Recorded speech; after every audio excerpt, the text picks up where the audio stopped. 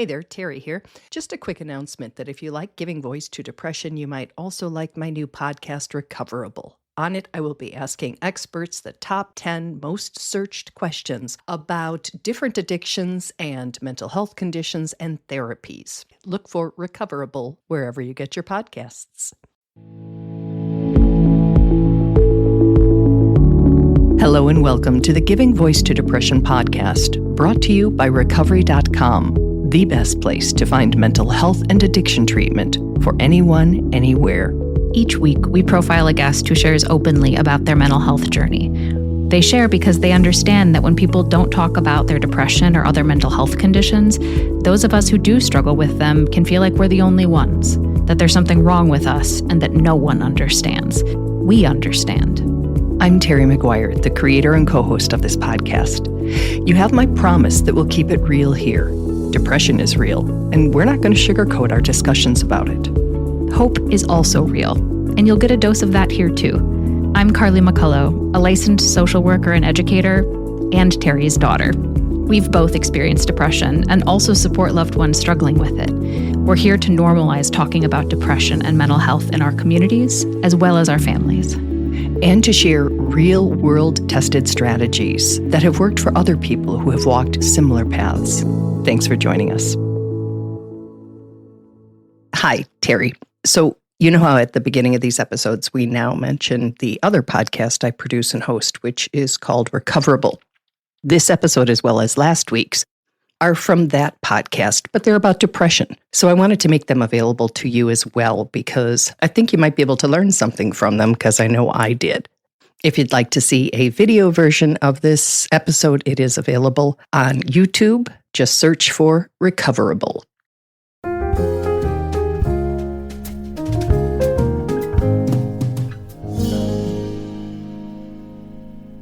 Welcome to Recoverable. I'm Terry McGuire, your host. Today is the second part of our conversation about depression with licensed therapist Asia Chavez. We talked a lot about the symptoms. Mm-hmm. I want to talk about how we provide support and help for somebody who has depression, how we ask for it if we need it ourselves, and how it's treated so that I can get a better understanding of therapy, meds, and the things that are neither of those, which are also helpful. Mm-hmm. So let's start by quickly reviewing what depression is and what it is not. Let's start with what it is not. It is not laziness. Mm. We talked quite a bit about that and how it is quite different. We talked about we have a DSM diagnosis, and there are all of these symptoms that show up that allow us to differentiate and diagnose someone with there are a number of different types of depression. Mm-hmm. It's also not just persistent sadness. Yeah. Depression is something that impacts all areas of functioning in our lives. It is a medical condition that either has a huge impact, inability to function. It might have a little bit less of that deep impact, but still has an effect. So some have a milder form that's persistent. Depression can be fatal if not treated. Absolutely. Yeah. We spoke a little bit about my experience with that and how it got me alone and it almost got me dead. I'm someone who survived a suicide attempt in 2008, and it can be fatal. And there are something that can make understanding our own experience with depression or observing it in someone else that can make it really confusing is because there are all of these different types. There's depression that kind of comes and goes. Mm-hmm. There's a cyclical pattern to it. There's depression that is coupled with mania. There's depression that is just pervasive and persistent, long periods of time. Mm-hmm. There is depression that takes someone down at their knees and it maybe looks and we can see it and it is clear that this person is not well and not okay. And then depression can also show up with someone who is very high achieving and everything looks perfect and pristine on the outside. And yet there is this, you do the right? Because like we can, I myself have experienced that. We can feel that. It shows up in all different types and all different forms. So given the different presentations, how does somebody know if they have depression or if somebody they care about does? I think it's the impact and the shift that it has on our lives. It is for self. I'll talk about self. It's the thought process that comes with it.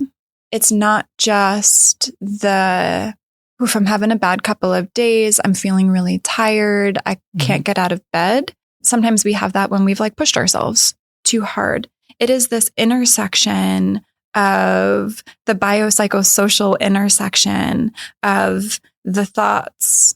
For me, depression was like just not a nice, it started off like, hey, I'm going to give you this like sweet, comfortable place to come and numb out and check out.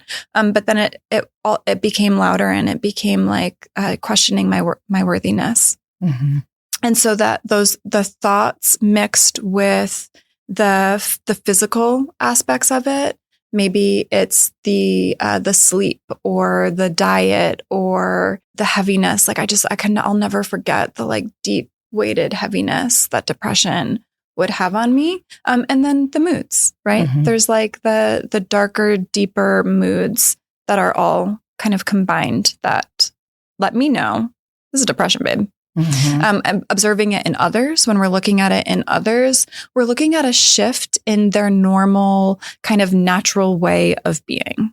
It's not always going to look like sadness. You and I talked about how it shows up as irritability. I'm not kind when depression starts to set in. I want everyone to go away, and I want to make it really clear it's their fault. Oh, yeah. Because it is. Yeah. Not mine. And it might be a quick, like, whoa, what is going on with my partner or with my child? This is so different. Or it might be a slow kind of deterioration that we're observing. It might look like somebody not wanting to get up and go to soccer practice, or somebody not wanting to come downstairs and watch the shows that they normally want to watch. The change in what is normal for someone. Yeah, the change. And it's really tough with teens because like that's changes every minute. Yeah. It changes every minute. Yeah. Right. It's tricky. There's not like a one size fits all answer when we're explaining to someone how to observe and how to help someone, a loved one who is struggling with depression, and for self either. It can be really confusing. Yes. This podcast is sort of premised on asking the most asked questions on the internet, but I'm going to completely change that right now because I want to talk about a question that isn't asked, isn't searched often. Because I went through like the top 40 questions related to depression, and not one was about the thoughts.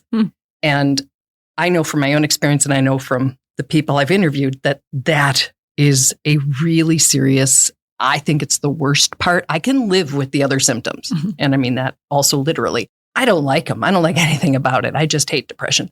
But the thoughts. So let's talk about that. Let's talk about the common lies that depression tells us. And to somebody listening, I bet they don't even understand it is a symptom because we're not taught that, but that you're a burden, that you'll always feel this way, that nobody understands, that of course you're not going to reach out and seek help or ask for help because nobody's going to help you because nobody cares. And they'd all be better off without you. Those are huge and they're so convincing, and it's just on a loop. That's why I slept so much. It was just to shut it up. But so let's talk specifically about the lies and the thoughts that are a symptom of depression that somehow never seem to make the lists in a helpful way. Oh, you named so many of those thoughts that are on that loop. Yeah. And I'm smiling, and it's not because I think that this is fun, but it's every time I smile like that, it's like that deep relating. We don't talk about those thoughts because we are deeply ashamed of them. It's like depression showing up in one more way of silencing us. When we can be silenced by shame, Brené Brown talks about that being the petri dish for it to grow and fester and really become embedded and a part of who we are. The thoughts that you named, when I'm working with a client, it takes us a while to get to that point where they are able to even identify that those thoughts are not this normal, natural, inherent, innate way of thinking about themselves that it's like something else has shown up and taken over. It's hijacked that brain. Yes. And it is, we don't talk about it because I think we believe that all of those thoughts are true. I am not enough. I am a burden. I am the only one in the world that feels and experiences this. Mm-hmm. And I feel and experience this because there is something innately wrong and flawed with me. 100%. I am going to hold on to this secret. I'm not going to let anyone see it because evolutionarily, if I do, mm-hmm. and I am separated and I no longer feel a sense of connection and belonging, I'm dead. Now, that's tricky with depression because depression kind of wants us alone and it wants us dead. Right? That's what I tell myself. That's how that's depression's hold on me. It wanted me alone and it almost had me dead. I see that in so many clients and others that I work with, that process of getting them separated. So you're a therapist. Why isn't there like a list in a room that says these thoughts are symptoms, not truths? Well, hey, that's a great question.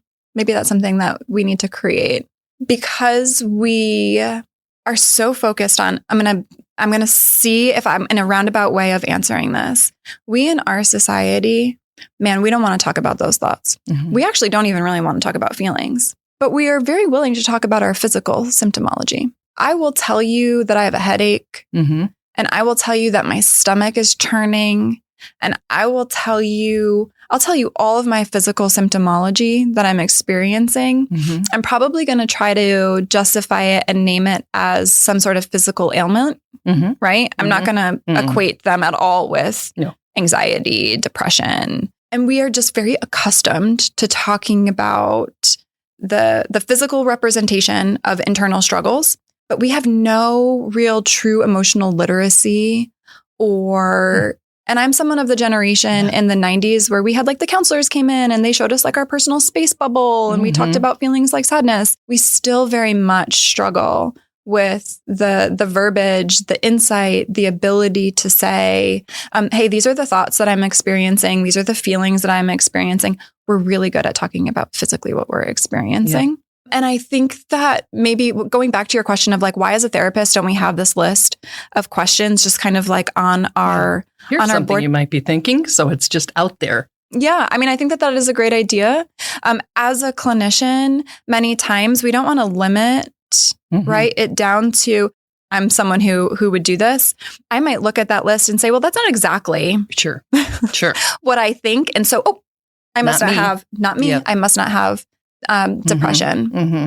But I think that we do need to address the thoughts because the thoughts are, for me, what took me down. Oh, the worst.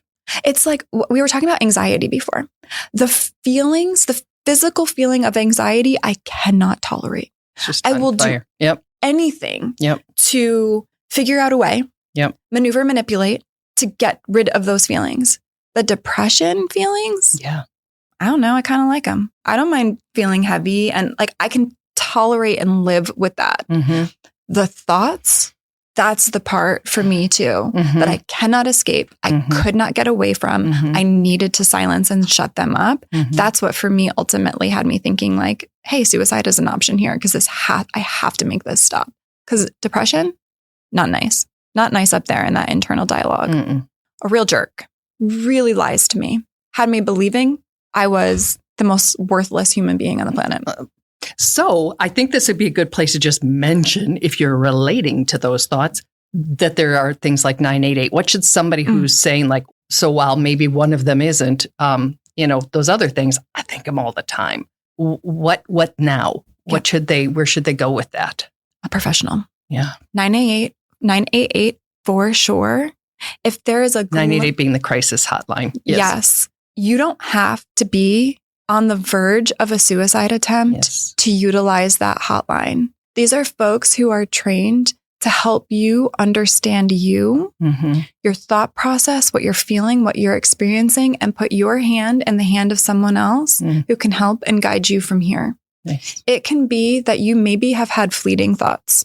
about wanting to die or feeling hopeless or feeling like a burden, or some of what we're talking about today, you're starting to relate to, and you don't even know where to begin. When you are riddled with depression, can you imagine how difficult it is to identify a therapist, pick up the phone, get on the internet, whatever you need to do? That process alone, no. Yeah, it's a lot of steps if you can't shower. Yeah. It's a lot of steps. Yeah. If you cannot get out of bed. 988 can be wildly helpful. It can save your life. It can save a loved one's life. They are there to help guide every step of the way. Help you find resources, help you just maybe feel validated or seen. Yep. And they have heard it before. I worked at a crisis line. Yes. It helped a lot to know when I have called them as well, that no matter what I say, they're not going to be like, I'm sorry, wait, what? You're thinking what? They're going to be like, I hear this all the time, not in a dismissive way, but it's familiar to me. So don't feel so other and so flawed. Need to say that. That's really important because it is just, I hate to follow up with this question, but it was on the internet. Is depression something that goes away? Or should we be thinking of it like diabetes or something that needs to be controlled and managed? I really wish I could say yes. I really wish for every single person that is deeply struggling with depression that I could say, you're going to take some pills and you're going to do some CBT therapy and it will go away. It's not something that we are ever fully cured. Now, I think of it as something like being in remission. Yeah. Or having these phases of really being in wellness and well-being and joy and connection. Depression is something that kind of remains with us for maybe through the entirety of our lives, and it's going to look and feel differently. It will have its ebbs and its flows and its evolution.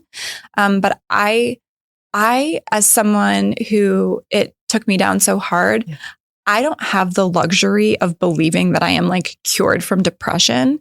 The second I feel that I am cured and it no longer exists is the moment that it invites itself back in, because I stop doing all of the things that I need to do to keep depression at bay and to keep myself well. Preventive measures. And it's interesting because we had a foot of snow this week and I shoveled and I hurt my back. So it's like, I know I have warning signs, right? I call it like, it's like the string on a bass. It goes bang, and I go, I have to be more careful. 30 seconds later, I forget because I have a million things to do and I just keep going. I have learned over the years, like, I'm going to feel like I feel right now if I don't pay attention to it because I ended up hurting it. I don't do that all the time with the depression. No. But it is essential to say like, okay, I actually just thought maybe it would be better if I wasn't here. Or driving, I remember driving just thinking all the different ways I could stop all this right now. I know I'm harping on this, but I just feel so strongly that if we can notice those early warning signs and do something about it, reaching out to 988, and we define what a crisis is for ourselves, doesn't have to be, some alarm level thing. It's like, I'm not me. I'm not me right now. And I don't like what's happening in my body. I don't like what's happening in my head. I need to talk to somebody, and they're there. Let's shift focus to people wanting to support somebody in their life with depression. Given how isolating depression is, real good chance that if we go up to our partner, our child, whomever, and say, are you okay? I'm fine. Leave me alone. I've said it a million times. I'm fine, So if you're concerned about somebody in your life, what is a way that's more likely to work that we can reach out to offer some support? Okay. Have you heard the acronym for FINE? Oh, no, but I'm going to try to guess it. It starts with a curse word. I won't say the curse word, but effed up, insecure, neurotic, and emotional is like one of the. So my cue when I hear someone say I'm fine, and I might coach parents, work with teens a lot. So I might coach parents in saying, when we ask that initial question, right? How are you doing? We want to hear the answer, I'm fine. You do. We want to hear that. Yeah, we want them to be fine. We want them to be fine. We want our coworker to be fine. We do. And most of us, unless we are a trained clinician or we've been through this, we don't actually know what to do or say if someone says that they're not fine. So when we get that fine, we go, okay, great. Yeah, I'm done. Yeah. Okay. Yeah. Great. You have a gut instinct. Yeah. We've lost, so many of us have lost our internal knowing, our internal gut instinct.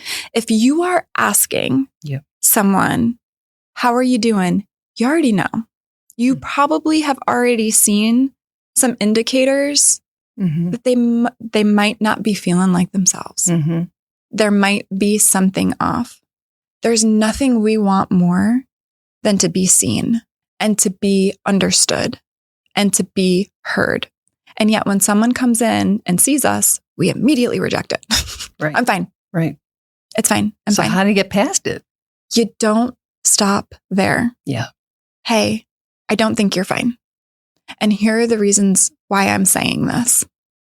You give the evidence. I've noticed this and this is being different about you. Yeah. This is what it's felt like being in a relationship with you lately. Now, we all go through times of, I'm not saying I need you to be happy and joy-filled and toxic positivity and all of that. There has been a shift that I have noticed. I want to talk about that. If you're not open to talking about it right now, right? Because we are prepared as the parent, as the partner, we prepare ourselves to go in and have this conversation and we identify the right time at the dinner table with the rest of the family. There is not the right time. Yeah. Just saying. They're not prepared. So it might hit them as oh shoot, I got to hide this. I have to keep this secret. I let it show. Show.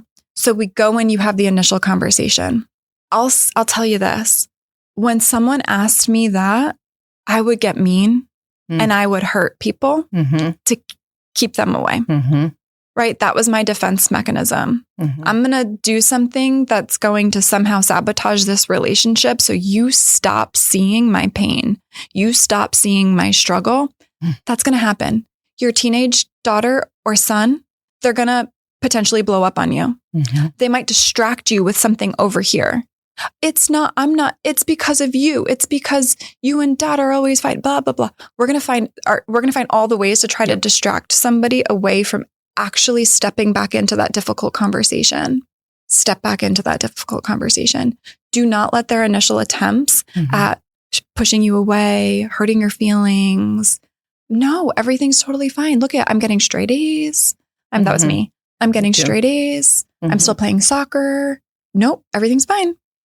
Be willing to be uncomfortable in those conversations. They will be uncomfortable. Be willing to say things that maybe might hurt the other person's feelings. Be willing to get a therapist. I agree. And I know that not everybody has access to therapists, and I know that not everybody can afford it. So I guess I'm speaking to those who can, which seems a little wrong. But I introduced therapists to my children at a very young age. I said, if you have trouble with your feet, I will bring you to a podiatrist. Your eyes, I'm going to bring you to an optometrist. Your feelings, I'm going to bring you to a feelings doctor. Because there will be some times that I'm not the right person to have this conversation with. Maybe you don't want to tell me. Maybe it involves me. I'm your mom. I'm the big bad mom. Who knows why? But if something's a little bit off, which is pretty much all I said, was like, let's just bring you somewhere where you can talk to somebody who isn't me and see if it helps. And I think it did.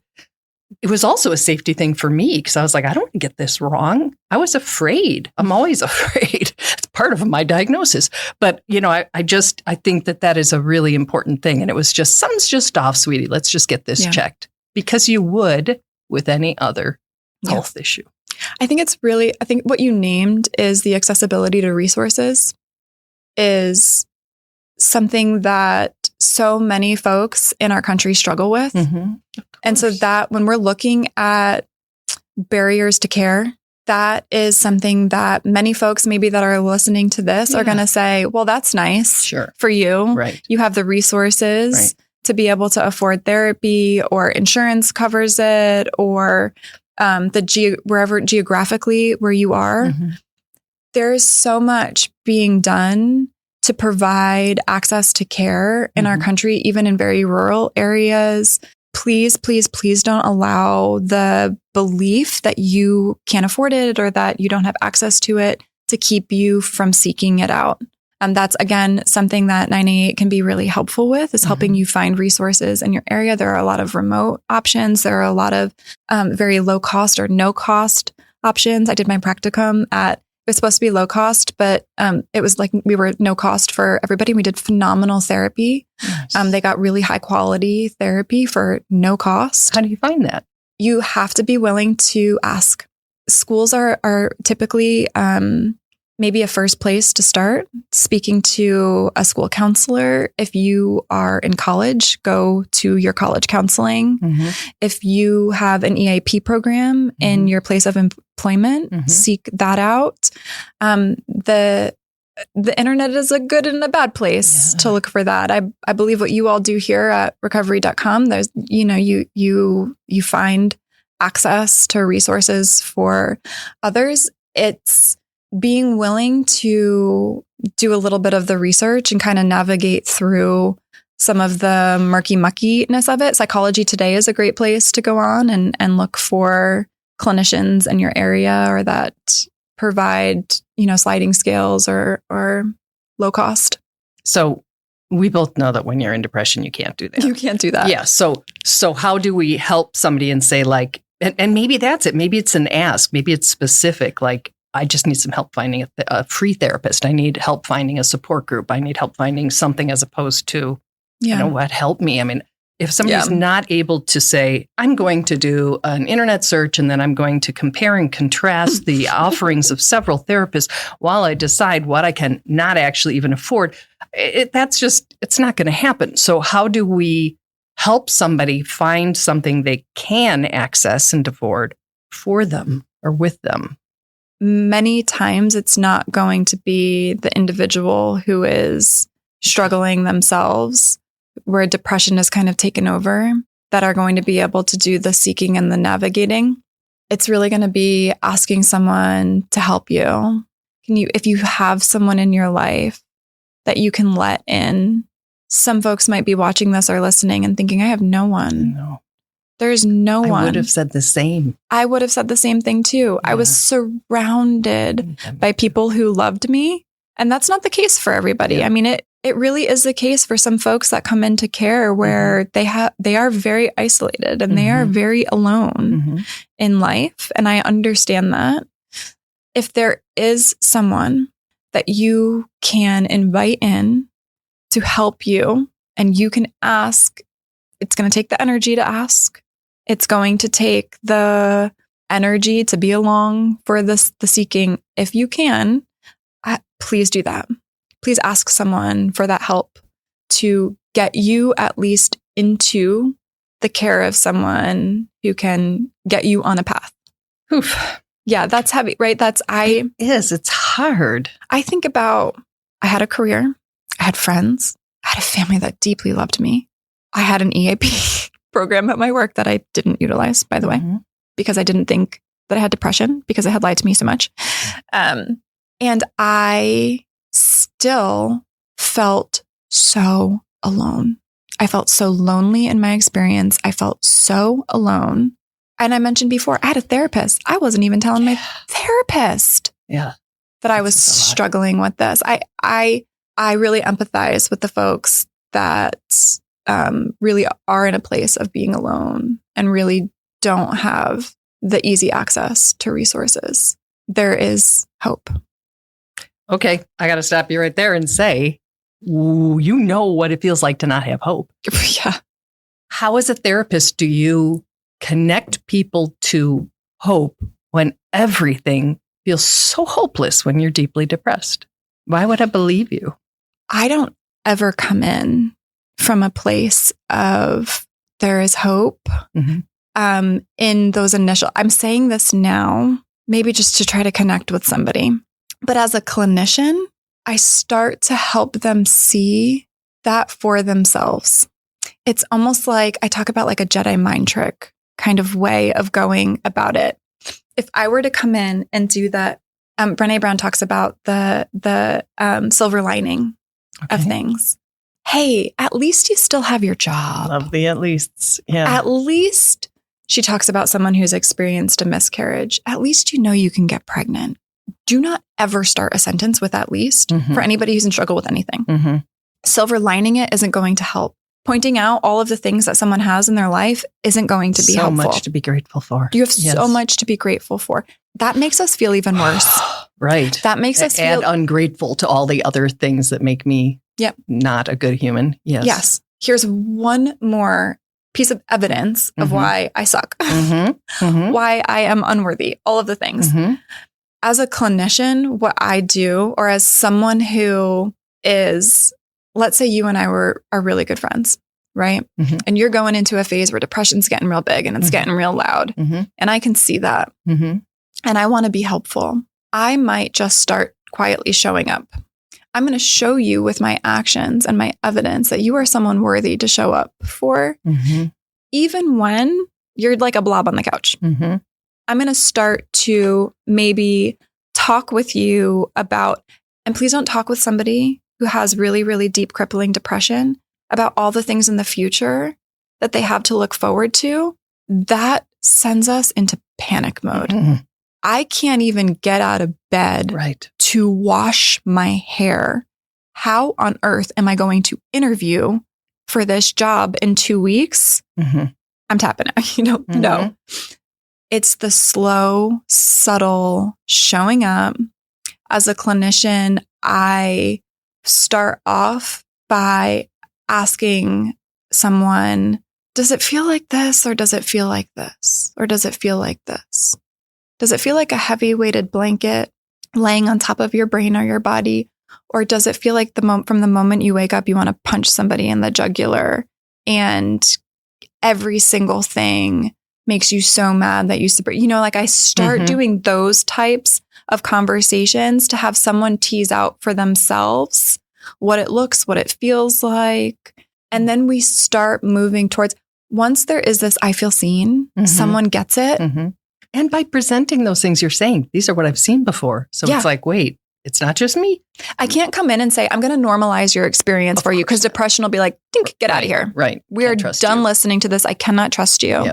But it's in the presenting of what we're presenting is, you're not alone in this, because so many others have, me, myself, so many others have experienced it, that sometimes it might look or feel like this. Is that your experience? Is that the case for you? If they don't have the verbiage to be able to come in and say it for themselves. So it's this building up of this insight and awareness, being seen, being able to then communicate it. And then we start to move into that. In and of itself starts to build hope. Someone gets me and sees me. When they start being able to share those horrible thoughts that we were talking about, you're a fat, ugly, whatever. That's depression many times, by the way, when it starts to attack your character or your physical appearance or you as a human. Then it's starting to build in these, tell me something that maybe used to bring you. It's not like, okay, we're going to identify all the things that are going to bring you joy and are going to bring you, like you're jumping the gun. Front of mind. You're going too far. Too fast. It's like, hey, tell me something that used to give you the like warm tingly. You know the warm tingly? Do you know the warm tingly, what I'm talking about right now? I think of it as a sip of cocoa. Yes. Yeah. It's the like, feeling. I did a meditation this morning where it was, anyway. And for some people, it might be like, oh, when I pet my cat, when I water my plants, I feel that. Or, it can be something very small. Yeah. Surprisingly so. We forget that joy and sadness coexist at the same time. We talk a lot about dialectical behavioral therapy, coexisting at the same time. Two very different experiences. Inside Out. Inside Out 2 does a beautiful job representing this. Great movie. Sadness and joy live at the same time. They're actually working together sometimes. So you can be very depressed and you can still have glimmers of joy. And something that I do with my clients in the residential program is providing them opportunities to experience joy and then giving them the space and the time and the verbiage to explain and express that. What did that feel like? They want to be like, it was nothing. Right. I mean, they're teens, but also depression wants to tell us that was nothing. It's not sustainable. Don't even go there. But to be able to say, I ran into the ocean and I felt like I giggled and I felt the cold rush. I felt it in my whole body. Oh, you felt something in your whole body. Whoa, you ran? Like you ran into the ocean? Someone who couldn't get off the couch yesterday to go to group? That's huge. Can I just point out to you how huge that is? You might not be able to do that tomorrow, but today, amazing. That's evidence of accomplishment. And a lot of times depression, when we have depression, we need that evidence of accomplishment. We need that evidence that joy is still there. Joy comes before hope many times. We start to experience that tingly, and that tingly is what that warmth, that is what will start to build up into hope. And it's interesting to hear you talk about something as seemingly small as petting a cat or watering your plant. But when I worked at the crisis line, we had to ask, once someone said that they were not suicidal, what they were going to do that night. Yep. Basically To get through it. And the answers were not big. No. The answers were not, planning a vacation because they were depressed. It was those little things. And a lot of cat videos. But sometimes it was music, it was a movie. You'd be surprised, you wouldn't be, I was, how seemingly small those things were. But if a YouTube video can make you smile during a depression, go for it, and that's both can exist at the same time. So I hadn't thought about that preceding hope and being a step on the path toward reconnecting with it. But we should talk about medications too, because that was my experience. So deep depression, in bed, better part of 2 years, wishing to not wake up every single morning. One day finally clicks, not unfortunately because someone said, hey, Tara, go to a doctor. But I did, and started on antidepressants, which I've been on and off for decades. About 4 weeks later, I had a floor beneath my feet. And I was like, oh my gosh, I could have not lost years of my life. So I know people hate meds, and my phrase is always that you either swear at the mention of meds or you swear by them. I like that. And for me, it's, it's like, I just need a floor beneath my feet so I can make some choices. Yeah. But otherwise, if I'm just still dropping, I can't make a decision. I can't do anything for myself. So let's talk about medication and therapy, because those are always the top two that are talked about with depression. Sure. And then for people who really just do not want either of those two things. Yeah. Medication saved my life. Yeah.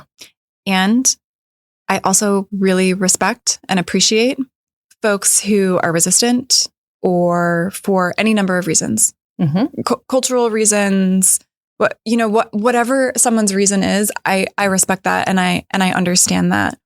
As a clinician, as a program, we're always looking to navigate and be aligned with someone in their hopes for themselves, right? We want to, as clinicians, provide someone the autonomy to make the decisions for themselves.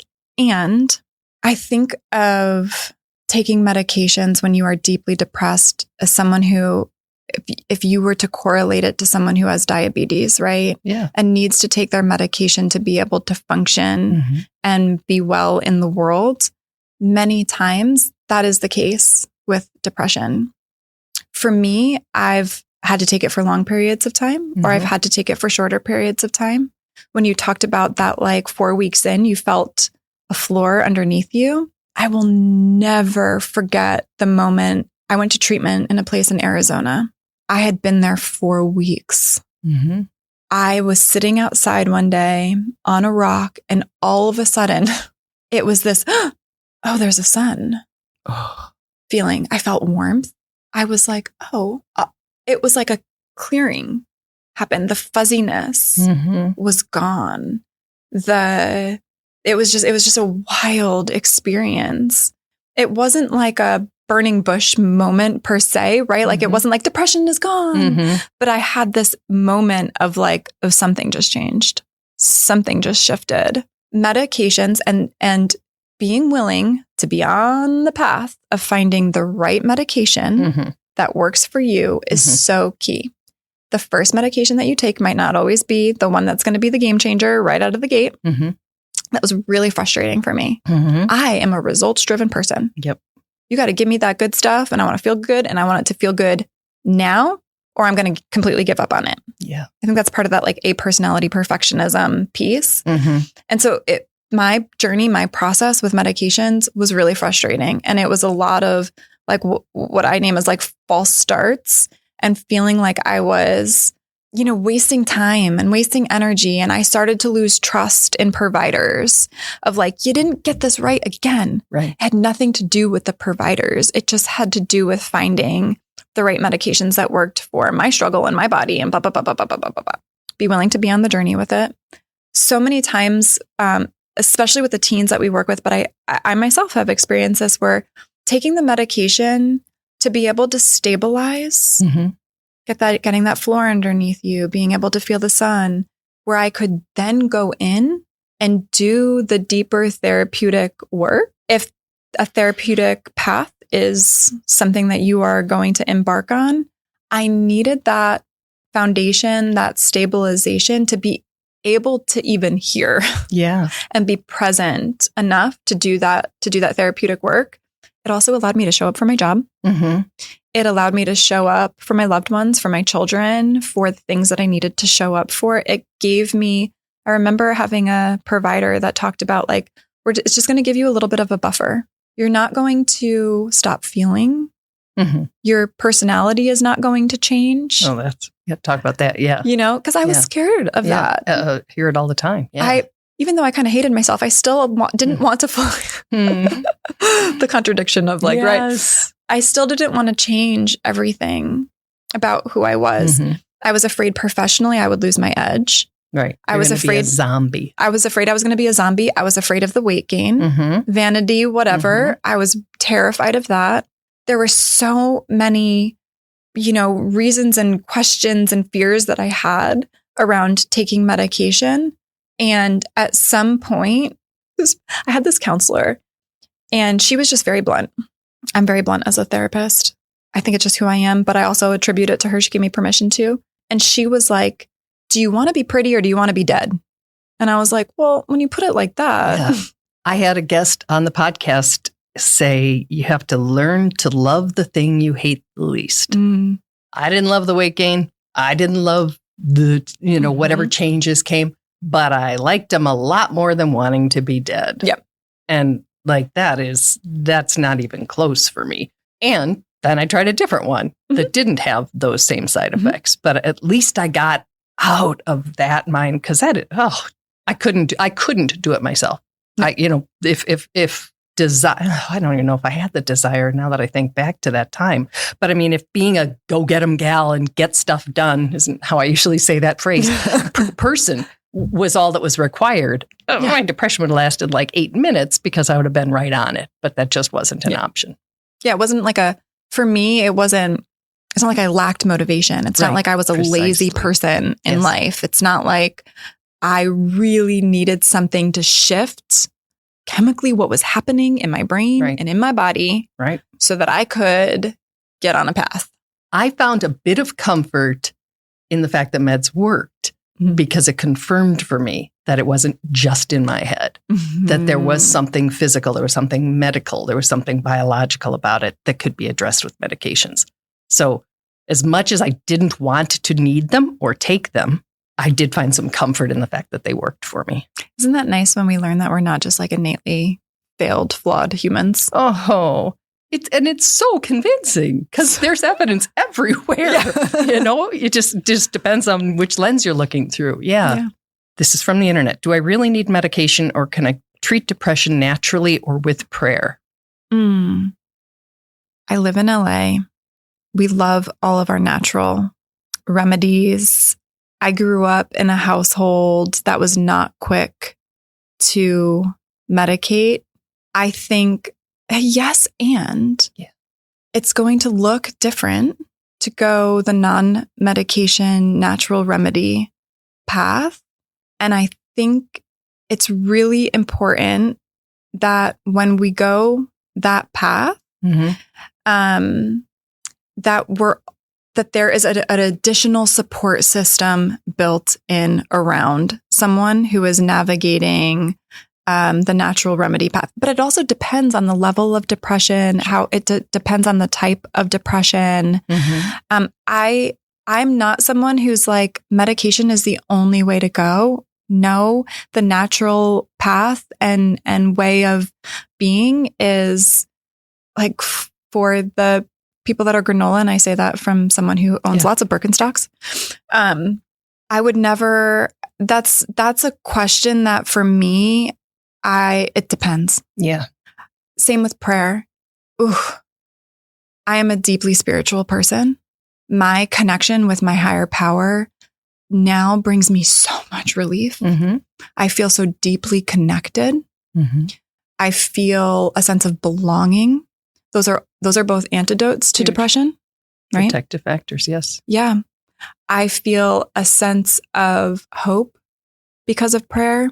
And for me, and for many people that I've worked with, prayer and faith didn't really even kind of touch the depression.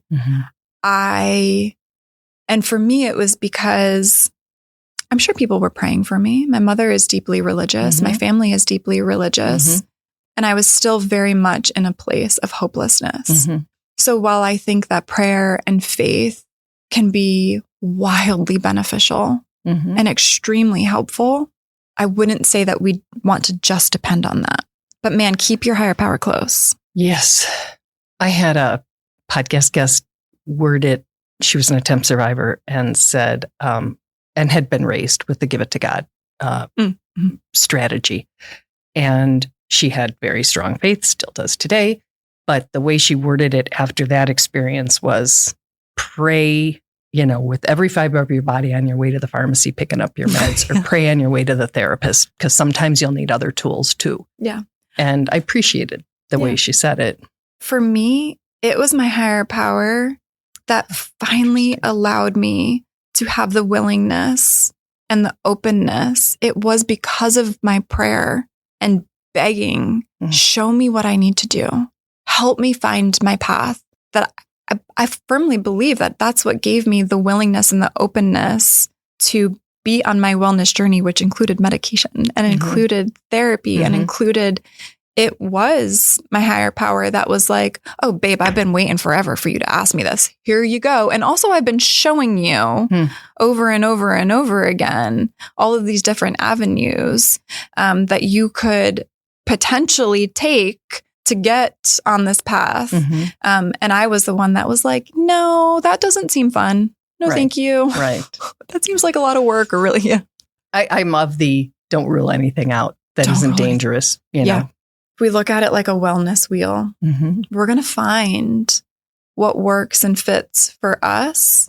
Do not base your wellness wheel off of this person's wellness wheel over here. That comparison, it's always going to lead to despair. You hear the phrase compare and despair. Don't do that.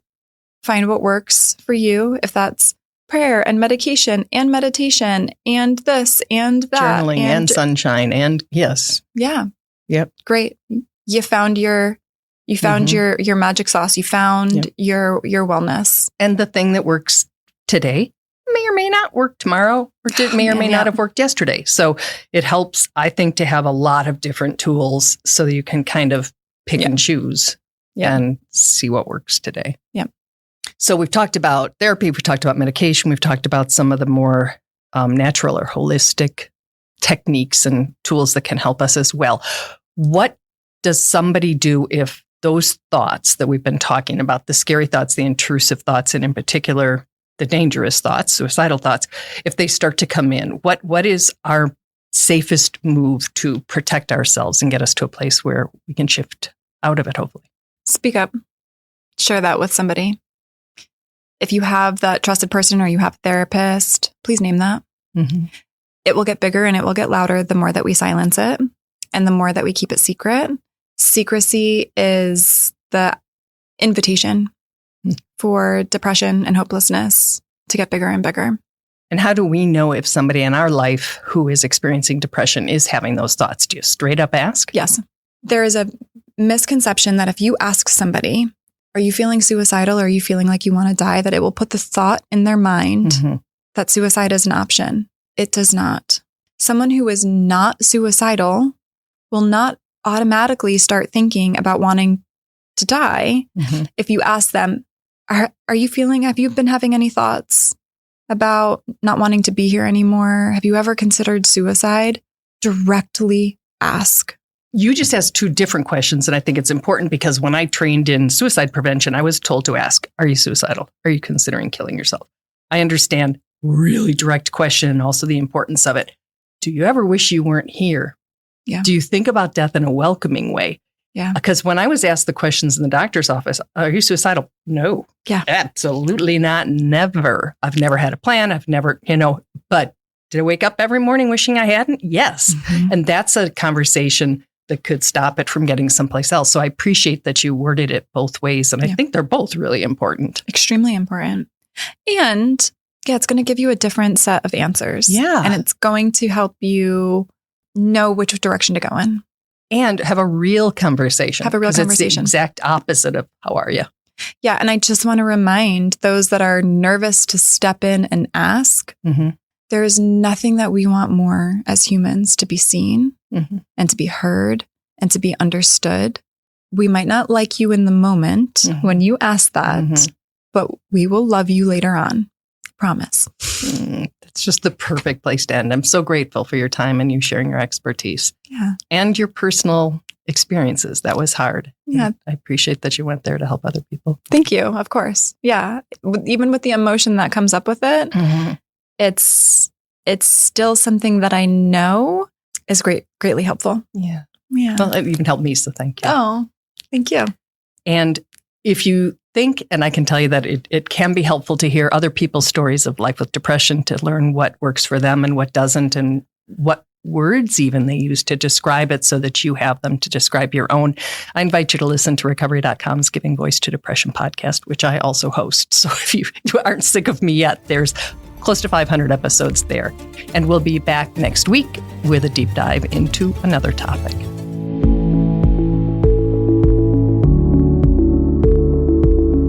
We really hope that this discussion helps give some language or context to your own depression or ideas for how to support someone else in your life living with it. We invite you to check out the hundreds of episodes in our archive and to explore both the Resource Hub and treatment options on Recovery.com. Depression is too dark a road to walk alone. We'll be back next week.